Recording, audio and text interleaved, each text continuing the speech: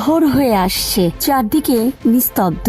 ময়মনসিংহ শহর তখনও ঘুমে আচ্ছন্ন। ঠিক এই নীরবতার মধ্যেই আকুয়াপাড়ার আঁকাবাঁকা পথ কাঁপিয়ে ঝড়ের গতিতে ছুটে আসে 8টি গাড়ির বহর। একে একে গাড়িগুলো এসে থামে শেষ মাথায় ধূসর রঙের 4তলা একটি বাড়ির সামনে, সিকান্দার ভিলা।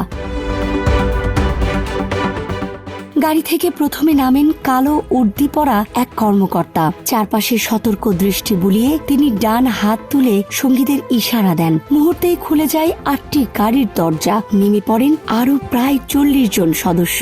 ভারী বুটের শব্দে কেঁপে ওঠে এলাকা। পুরো দলটির নেতৃত্বে আছেন লেফটেন্যান্ট কর্নেল গুলজার উদ্দিন আহমেদ। তার কাঁধে লেফটেন্যান্ট কর্নেলের ব্যাজ, তবে বুকে নাম ফলক নেই।